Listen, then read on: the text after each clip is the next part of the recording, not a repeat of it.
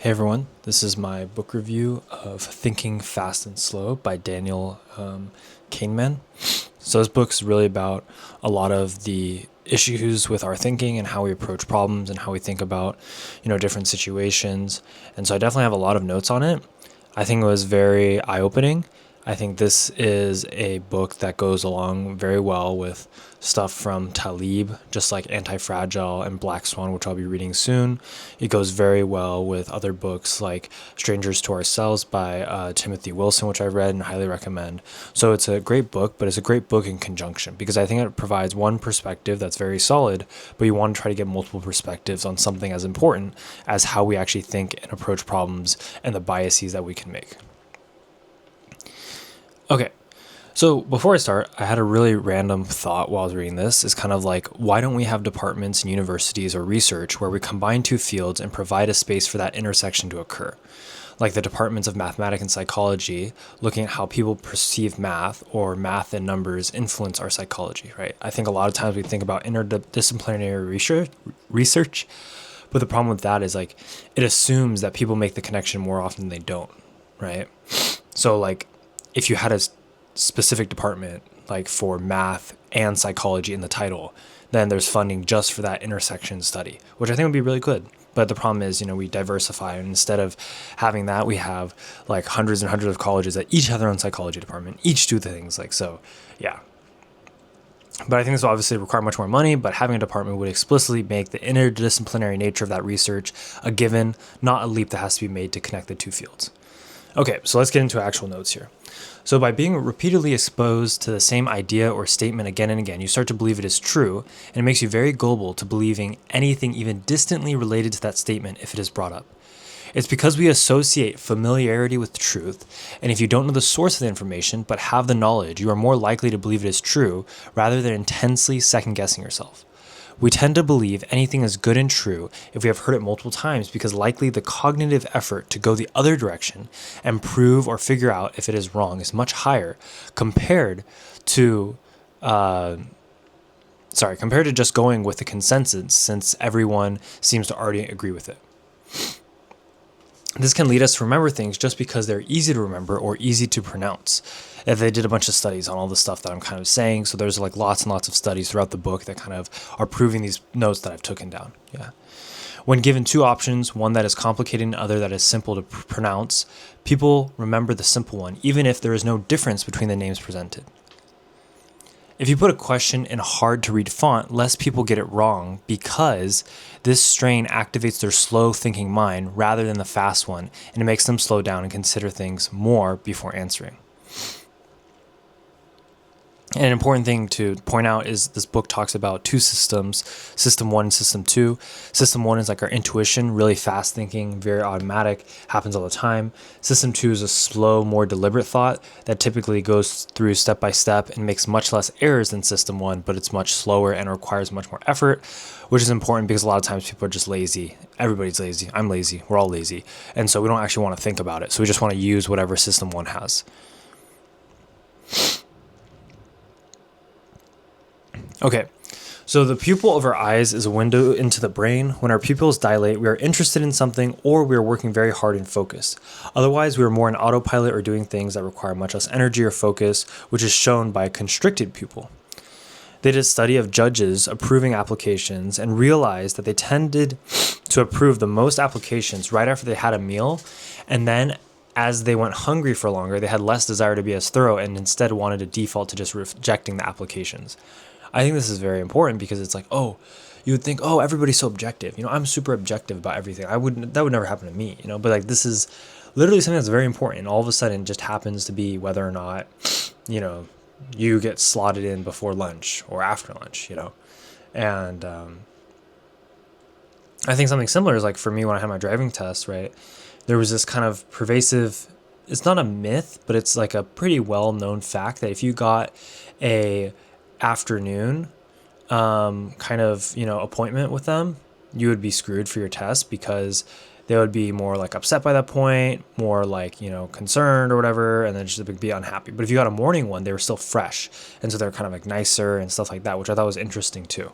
And it's definitely something we saw that a lot of people who did worse on their test actually still passed in the morning. Other people who did better on the test actually failed more in the afternoon.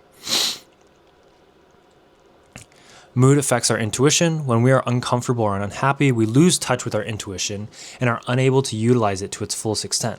When we are happy, we are more creative and intuitive, but less analytical and rigorous. This makes me wonder if being contrarian in investing, where you take the opposite approach of whatever the market is doing, right, is associated with an unhappy personality because your default assumption or view is negative, and therefore you are hyper analytical and not overly optimistic about anything, which would make a lot of sense about if you think about the most prominent contrarian investors out there. It's very similar, right? We see the world through the lens of cause and effect, a lens of causality, but in reality, this is like seeing a certain color of the world around us. It is a projection of an explanation for how and why events occur, but is typically not accurate at all, and just a guess and connection our mind makes in the moment to fulfill our need for understanding and explaining things. I think this was very eye-opening because you realize, wait a second, we're seeing all these patterns, and these patterns may not even exist. I think A causes B, but why? How do I even know A and B are even related? I have no idea.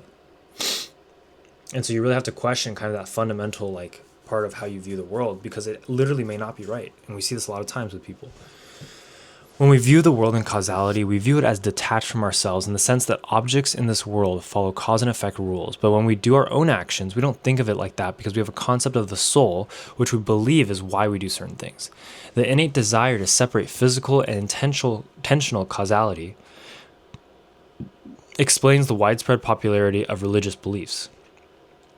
Paul Bloom says, we perceive the world of objects as essentially separate from the world of minds, making it possible for us to envision soulless bodies and bodiless souls.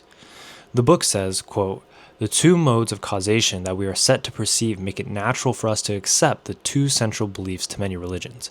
A higher power is the cause of the physical world, and immortal souls temporarily control our bodies while we live, and leave them behind as we die. I thought that was really, really eye-opening in the fact that maybe there is a mechanistic kind of understanding of why do we see this kind of this deep down need to believe in something kind of bigger, and what is the foundation of that belief.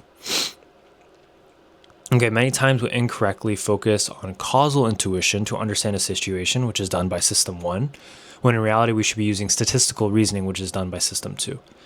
When System 1 comes to a hard and fast conclusion, it doesn't keep a record of the other ideas it was considering before it came to the conclusion. You're just left with the conclusion and the decision of whether or not you should trust it. System 1 is gullible and biased to believe. System 1 is in charge of doubting and the process of unbelieving. But System 2 can get busy sometimes and become tired or lazy, leading us back to make decisions based off of System 1 and just not use System 2. Okay, we tend to make people very binary. We either like everything about them or we don't like them at all, based on the halo effect, how one aspect of a person you admire spreads to the rest of their qualities and traits, so you end up liking the whole person as one package. Halo effect is why first impressions are so important, because any following information we have is followed and placed in the context of the first piece of information that we know about a person. The stories that we believe and tell ourselves are all dependent on their consistency, not actual truth. So we like stories that are consistent and they make sense to us, but that doesn't mean they're actually truthful, right? There's a phenomenon he points out in the book: what you see is all there is, which means you work with what you have to create a story you believe, even if it isn't correct and isn't based on any real accurate information. System 1 thinking works continuously and nonstop, providing analysis on a wide range of stuff that we experience, even if we aren't intentionally looking for it. Imagine if something was just so fast, so effortless, so easy, that it was almost like, why don't you just use it for everything? And that's exactly what it is. And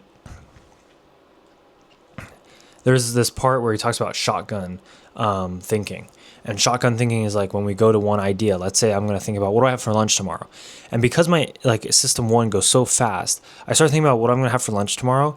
And that leads into oh wait, I have an appointment, or that leads into oh, do I, need to pack something else for lunch? Do I need to get do my water bottle full for lunch? Am I going to bring let's say a smoothie, something like that? So I just started thinking about all these different directions that are surrounding that idea of what I'm going to have for lunch tomorrow.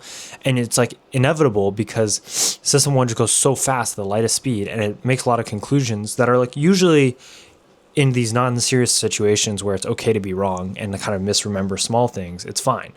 But the point is, it's just it's like a cheetah, and then the system two is like a turtle, right? That's going really, really slow. And so that's why we just see this very, very strong kind of push forward of system one in all situations, where system two is typically behind, and only is it reluctantly get involved. Okay. We tend to judge politicians and people based on their face to determine how likable and competent they are. This stems from a biological need to determine if someone is a threat or not.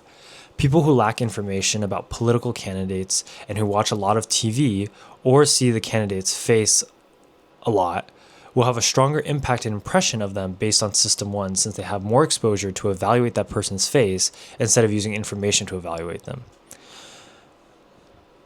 When we react and produce emotions and then try to make decisions, the emotion then dictates our decision, and we are unable to use logical reasoning. They did a survey on how many people would spend to save 2,000, 20,000, or 200,000 birds from drowning in an oil field. But in reality, they all put around $80, which indicates that most people were using the image of the bird drowning to determine the price, not the number of birds. There was some variation. It was I think 78, 80, maybe 65, but there's not enough variation to really say from 2,000 to 100 times bigger, right? You're going to pay $4 more extra dollars. System 2 thing is much more intentional, and as a result, we can more or less turn it on or off. But system 1, because it is on all the time, we can't control it as well, producing the mental shotgun effect that I talked about, right? So yeah, mental shotgun is when we start thinking about something and system 1 starts going ahead and making guesses and evaluations on a wide range of stuff related to the something we are thinking about, even though we didn't necessarily ask it to. The shotgun represents how wide a range of stuff it considers automatically, and how we can't easily dictate what system 1 should and shouldn't consider. Here's an interesting phenomenon. If the question we are trying to answer is too hard, our system 1 will jump in and try to answer a simpler question instead, in place of the harder question. This is known as the substitution effect. You have to try and clear your mind before you tackle a problem, because emotions and memories you have been contemplating just before beginning to work can heavily influence your answers and views to things. We are likely to get scammed and duped when we are happy, and likely to be overly pessimistic and paranoid when we are unhappy. System 2 is supposed to help us fight against the impulse of System 1, but sometimes it just instead looks for information reinforcing System 1's conclusion, because System 2 has already been exposed to System 1's thoughts. This is the problem, right? When System 2 starts to work, it already has all these lists of 10 conclusions System 1 made, and it can't really unsee that. So you have to be very careful if you're trying to make an objective decision to avoid that and really go the other way and counterweight it. We are really, really bad at recognizing when things are occurring just due to random chance, and instead we try to over-explain everything we experience. So there's an example of rural kidney cancer rates. So it says we may rationalize and try to use factors about the environment to explain how certain rural counties have the lowest cancer rates, or how other rural counties seem to also have the highest cancer rates. But in reality, the rural counties have more extreme outcomes simply because the number of affected patients or affected people is smaller. So the differences between individuals really stand out more. So that's just kind of an idea of how we can make these narratives and things that are just completely not true at all, right? It's really just a artifact from the data, which means just a fake noise kind of result, right? But we can make all these rationalizations, all these plausible explanations that have no actual basis in reality. And that just shows how willing we are to try to over-explain stuff. Okay, so he also studied expert researchers and said that they have poor intuitions and poor understandings of sampling effects. What does that mean then if these researchers are also struggling with this? That's kind of what I was asking, right? What impact is this having on our world, and how much do we actually truly understand? If the very people who are statisticians are falling for these very simple cognitive biases, right? How could there possibly be hope that we would overcome these? And I think his take is we can't really overcome them, but actually by making ourselves more aware in situations where it is costly to make mistakes, we can be more careful. But again, being more careful takes effort, and a lot of people don't want to put in the effort, myself included, right? Everybody wants to have very smooth, fast thinking and be able to trust what they think, but that's unfortunately just not how it works. Okay, so the complicated thing is we trust our intuition a bit too much in situations where our System 1 is really not a good replacement for System 2. But in other situations where we have split-second situations, our System 1 is a good system to use, just not all the time. It's like our minds were never evolved to truly be objective and consider complicated matters beyond just fight or flight. As you can see from the constant working of System 1, when in reality, it would be better if we had System 2 constantly running, like in today's world, right? It would be better to be very objective and methodical about things, but it's because of our evolutionary nature that we have such a split-second reaction all the time to everything, and that's why it's just always on. The implication of this is we essentially have to constantly be vigilant and undo the work of System 1 by constantly questioning things we believe and try to figure out why we believe them and what source of information these beliefs come from. Doing so will activate System 2, which will give us a better chance at getting things right. We oversimplify reality because we want to have a version of it we can hold in our hand and understand, when in reality the world is much too complicated to fully comprehend. We fail to realize how much we actually don't know, which should actually make us very not confident about everything. And this is the classic thing, right? It's like the person who knows just a little bit thinks they know everything, but in reality they know nothing. Okay, so I really like this one. This was something I was thinking about, right? So I encourage you to search up a random number generator and then use it a bunch, right? You'll start to realize that true randomness is not well interpreted by our brains. We tend to believe that randomness would mean that we see every possible event once, then we cycle and repeat the results. In reality, we can get the same result twice, 3 times, or even 4 times in a row, because that is truly random. But that really feels wrong to us because we can't understand it, and it doesn't fit with our kind of worldview of what should be random. Okay, so here's maybe a good rule to propose, right? The more you feel like you can't understand something, the more you are properly representing the whole picture, because you are more accurately weighting the uncertainties present in the situation instead of heavily discounting it like we typically do. Here's a comment on bigger sample sizes. So bigger sample sizes tend to vary much less, and therefore we get an inkling of a chance of making an accurate conclusion from them compared to smaller sample sizes. Smaller sample sizes vary way too much because if you think about it, you're getting a small piece which could have a very disproportionate representation of problems or the good things present in them.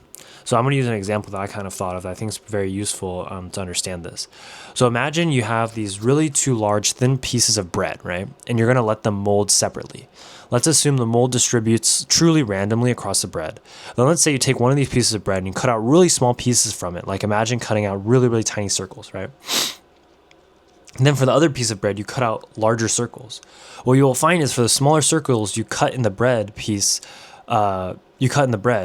there will be more circles that are entirely filled with mold because they're just smaller, right? And like because the mold distributed, it's more likely that there's like a hot spot of mold, and if you cut a tiny hole in that, you would get the entire hot spot, and the entire thing would be moldy, right?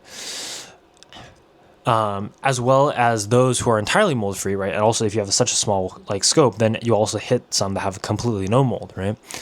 Whereas the larger circles likely don't have as much extreme outcomes and tend to have a moderate amount of mold and lack of mold present. And I think this illustrates the problem with small sample sizes with extremes going in both directions, right? And you see how it can kind of oscillate when you have such a small sample size, so you don't get really anything else that's like in between the 2 extremes there. Okay, another good example the book used was the idea that certain athletes get a hot hand or a golden touch in a game when they start scoring a bunch. The data shows that in reality this is completely random, and just because the person has a hot hand, they're not going to be able to actually score more and somehow improve their average points per game. It's just like if you score 2 things in a row, if you score 3 things in a row, that is like very highly due to chance as well. Okay, one of the things I'm taking away from this book is the idea that if we want to objectively think and have the best chance of making good decisions, we have to try and make decisions in a vacuum without being primed or exposed to any information. If this is not possible, then we must question seriously every piece of information we receive and assume it was garbage produced by System 1. It's very complicated given that we were just drowning in information due to social media, right? And you can see how in the past, maybe this would have been possible, but now when we just have this spigot of information flow turned on all the time and we're just taking this constant 24/7 shower and all of these like pieces of information, it's impossible for us to keep up because our, system one is so fast, it's able to deal with all this flow of information and just make all these random assumptions that are probably not correct at all. And our system two is so slow, it's like it's never going to catch up, and we're just not going to make any like critical kind of thinking moments or even questions about stuff. Here's an example from the book. So in real estate, professional agents were influenced heavily by asking prices of houses that were presented to them and then use them to back rationalize and create plausible sounding reasons for why the house was so expensive or cheap. In essence, they didn't contribute anything meaningful. We must recognize it is impossible for us to throw off the influence of being exposed to a certain number and how that will affect our thinking in a guaranteed way. I think the only way to adjust for this is to discount our own opinion in the matter once our conscience has been tainted by irrelevant information. So it's pretty much like, even if I tell you that and it's like maybe not true, it still influences you, right? Because you want to rationalize, you want to explain, you want to understand the world, right? But the problem is a lot of the times you can explain it, but the explanation is just not right at all. Okay, the main problem is when we are given a statistic, let's say the price of a house that is completely randomly generated with no real expertise or thought for the valuation, we still let it affect us. This gives other people immense power in potentially manipulating us.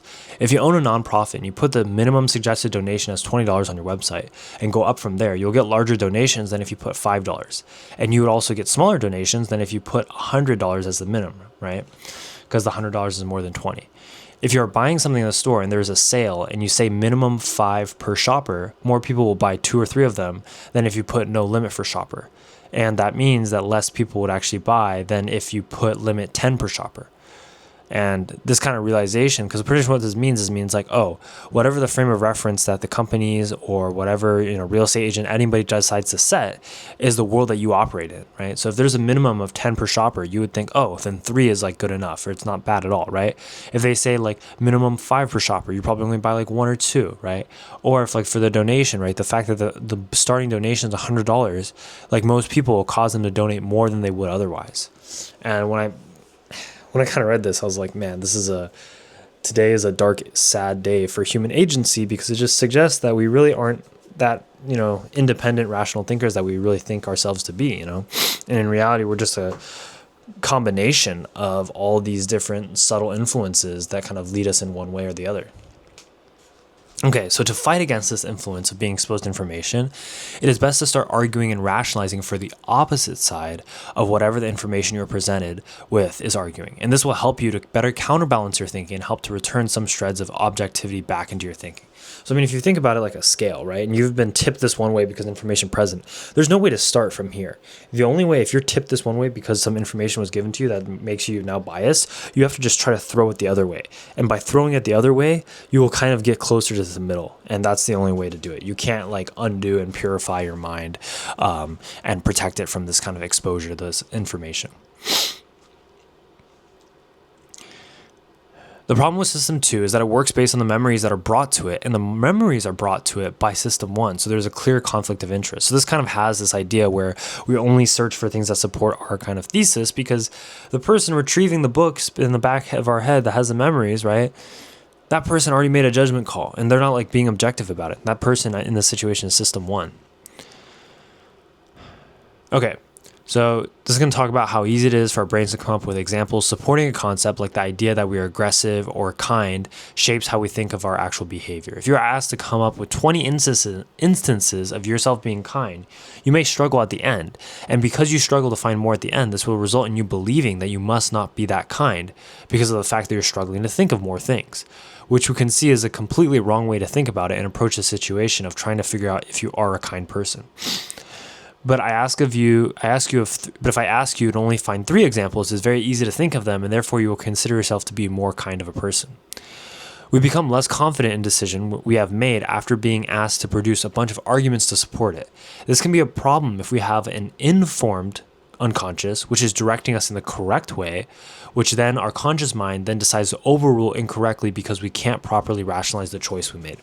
And I want to point out that this book really dogs on the fact that like, oh, intuition is bad. It pretty much just says that, right? Like, but then if you go to Strangers to Ourselves by Timothy Wilson, right?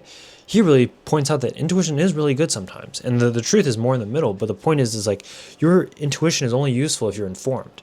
If you think about like your brain as a storage bank of information, your system one operates off of whatever's in there.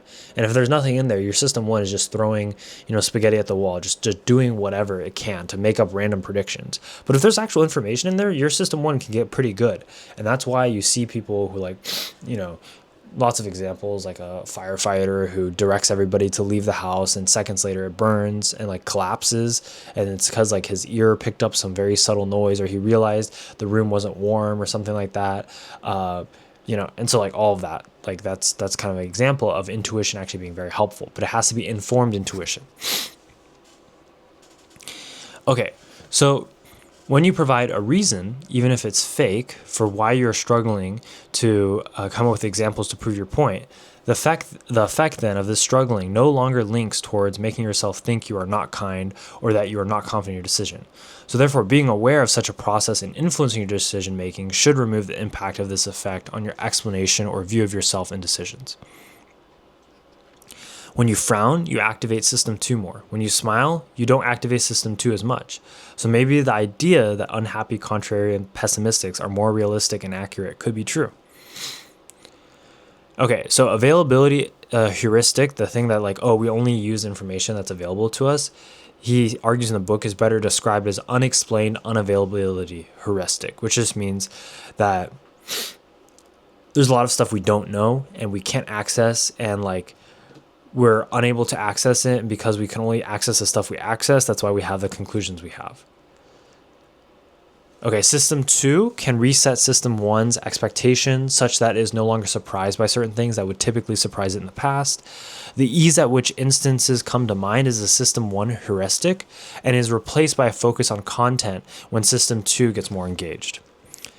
If people are reminded of time when they were powerful, they will trust their intuition more and likely activate system 2 less. So you could think about this as the corruptive effects of power. The availability cascade is how the media and even social media or news channels takes a story about something and then it starts to worry people because they see it on the news. And then because it worries people, the news starts covering it more. Then eventually politicians get involved in the problem, and then it becomes blown out of proportion because the problem is super available to everyone and it's on their minds all the time. A really interesting example of a pilot commander screaming at junior pilots when they do things wrong, and then they argue that, oh, this screaming at them for their mistakes is effective. This is a fallacy that proves the regression to the mean concept, because the pilots who are doing the worst will get screamed at, and because they are already doing so bad, they have a high likelihood of doing something small, slightly better, just by chance. And there's a high chance that they will get noticed from that, right? However, it doesn't mean that it is actually an effective way to instruct pilots. I think we can apply this to maybe stuff like grades. For a high-performing student, it's more likely that they'll eventually make some mistake which causes them to no longer be at the top of the class, just like it is more likely that the F student who is failing does slightly better on exam than usual, just due to chance because their grade is already so low, and anything slightly above it can be considered improvement. This is really interesting too, because it's like, it was saying, oh, if you're going to make a bet, let's say on a sports player's performance, and let's say that they've done really well in the past couple of games, you should actually bet that they're not going to do as well, not that they're going to continue the streak. Because if you can bet that they're going to continue the streak, you're avoiding this idea of regression to the mean, when in reality, they're probably having a lucky streak, and then they may not be as consistent, and they may falter just because due to random chance. Don't connect pieces of information and use them to predict other things if they actually aren't related. This seems like a very obvious statement, but it's not. Going back to the Taleb Anti-Fragile book, don't assume oil price and geopolitical tension is related because it's only partially related in some specific circumstances. Imagine if we said the two things were related 20% of the time. Now all of a sudden you realize it is a terrible investment to make if you think that geopolitical tensions are going to increase just because of that 20% correlation, but we never usually assign a value to that anyway, which is the problem. This is true with many things that we lump together in that they don't actually tie into each other or affect each other like we imagine they do. Okay, because intuitive predictions do not have regressive aspects, they need to be corrected because they are biased. By adding in regressive aspects or acknowledging them, we can make our predictions more accurate, less extreme, and less affected by certain data points, which could easily cause us to overestimate or underestimate. And this is just the idea of regression to the mean, right? So we need to apply that to our system one thinking. So intuitive predictions tend to be overconfident and overly extreme. Correcting intuitive predictions is done by system two. Because significant effort is required to find the relevant reference category, estimate baseline prediction, and evaluate quality of the evidence, right? This means that you really shouldn't be correcting your intuition unless the stakes are high and you care a lot about not making mistakes. And they're just saying it's not worth it, like in every day, because your system one just runs so fast. And if the problem is not like life threatening or that big of a deal, don't spend your extra effort trying to activate system two. Okay, unbiased predictions only allow the prediction of rare and extreme events when the information is very, very good, which is like never, right? Okay, so the author throws a lot of shade at books that claim to teach you about different companies and how to manage and run them as a better CEO, right? Because it says a lot of the patterns observed are heavily due to randomness and chance, being in the right place at the right time and doing the right thing. And that this is evident because of how we view the CEO, which is the same person, very differently if their company is doing well versus if it is doing poorly in the short term. Right? We have this idea that, the company's doing well, so the CEO must be doing something right. But in reality, there is an aspect of chance that we should consider in that, think about it, like ChatGPT, NVIDIA, right? Like these companies, they definitely had an aspect that made them successful, but they were also in the right place at the right time. And that there are many other like companies that could have done the same thing. And it was just not the right time. They were too early or they were too late, right? So all of this just points to the fact that it's not necessarily just skill like we usually kind of associate. Okay, we can feel so confident and so right about something, whether it's a prediction we make or an idea we have about something, but in reality, our prediction turns out to be barely better than randomly guessing. However, even if we know this, we still continue to make predictions and feel extremely confident in them. The book calls this the illusion of validity. We overestimate how accurate and useful our predictions are, or opinions are, and underestimate how much stuff we literally have no idea about. So the one example was he was at a military camp and then he was tasked with like trying to find the best, military people, right? So that way they could give them like the best, future kind of positions, right? So he's looking at all these like newbies and he's kind of making all these complex judgment decisions and he's thinking about all their like behavior and he's watching them. And so he makes these recommendations and then they use the follow-up data to see how well these people actually succeeded later on. And they realize that like the person's recommendations did barely better than chance. And this guy had spent like many hours on it. He's like really focused on it. And so it made me think of like, there's a lot of situations and maybe we should just have like a random number generator that just randomly decides to choose people, could be much more objective and we would waste a lot less resources. Okay, points out that investment firms and fund managers have no idea what they're doing and overestimate the returns and they often lose money. This was because they were like working, I think, with some sort of fund and then they found results that said like, you're not really doing anything special at all, even though everybody thinks they're special and you're not really making that much money at all. Society as a whole has an illusion of skill that is deeply ingrained. We tend to over-attribute things to someone being skillful and also go the opposite way when the outcome by chance is bad. A good explanation of regression to the mean, when two variables are imperfectly correlated, which is pretty much always the case in real life, extreme inputs are most usually followed by outcomes that are closer to the average. This means you'll typically have successful prediction if you focus on predicting return to the average, and this is because of randomness in the world and chance. You have to be careful when you learn new things or are trained because it is very easy for you to become overconfident in your abilities and this severely blinds you. The point of diminishing marginal predictive returns for knowledge is reached very quickly with even very little knowledge. And this is why, the reason why professionals fail in their predictions is because they overcomplicate everything and assume that the more complicated it is, the better and more reflective of reality it is. We feel like we can do better than an algorithm because we believe incorrectly that we have more information than the algorithm actually does. And we also assume that that information is somehow useful, but sometimes it's just completely useless. Algorithms that weight everything the same are just as effective, if not better, than complicated algorithms because when you weight everything the same, you don't make any errors in regard to sample size. System 1 intuition can be very helpful and effective as long as it is fed very objective information beforehand to use. If it has no information, it is very dangerous. In order to develop an accurate intuition, you need to have high quality and rapid feedback as well as enough opportunity to practice. And this is something you see in like certain industries and fields, right? We often overgeneralize from the individual situation that we are aware of to the more general situation, and this causes us to make really obvious mistakes because we heavily overweight what factors and things and information we can see and not the things we don't see, don't know, or don't understand. People often take on lots of risk because they're overly optimistic about the odds they face for success. It's good to be optimistic, right? People who are born optimistic are more resilient and tend to pick themselves up and have better outcomes in life overall. However, the problem is that optimists, even when they think they're rationally weighing pros and cons, tend to underweight the risk of doing something. But this optimism becomes contagious and as a result can spread to other people that they interact with the person. In a weird way, being optimistic can improve prospects in certain situations, even if the optimism is unfounded because of how it's contagious and now everyone's optimistic. And then they're going to keep giving you money if it's your startup, right? They're going to keep investing in you. They're going to keep supporting you.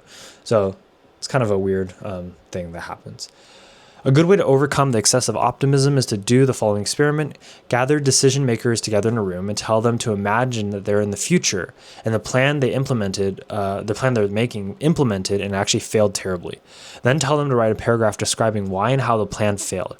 This helps to get everyone out of supportive groupthink and into a realistic approach. I'm sure you recognize this through this video already, but the book is very technical, actually.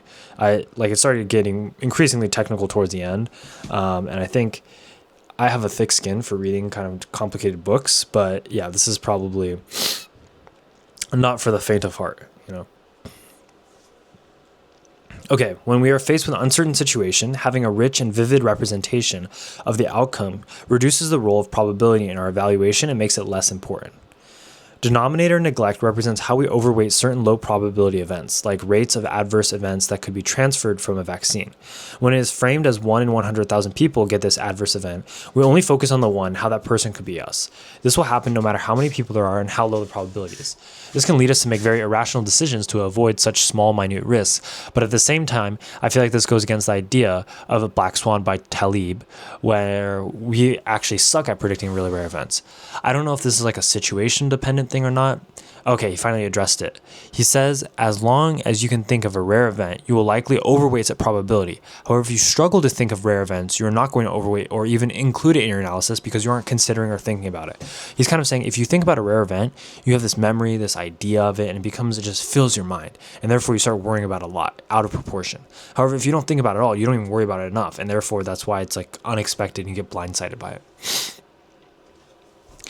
However, underweighting of rare events can still occur even if you have experienced the event. It all comes down to how easy it is that memory or experience to retrieve and whether or not you think about it before making your decision.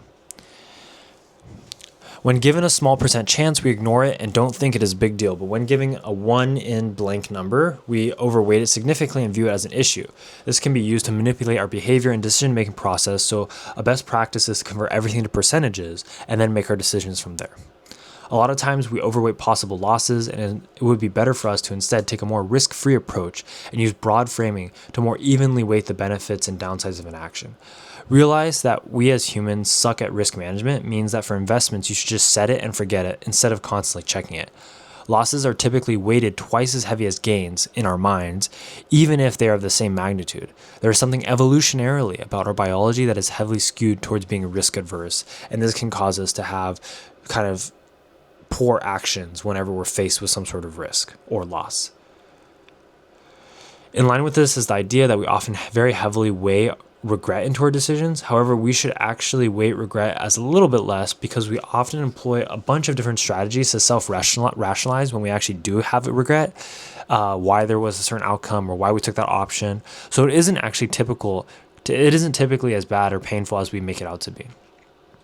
The other solution to the regret problem is to make decisions either by doing very large amounts of research and effort or using no effort at all and casually making the decision.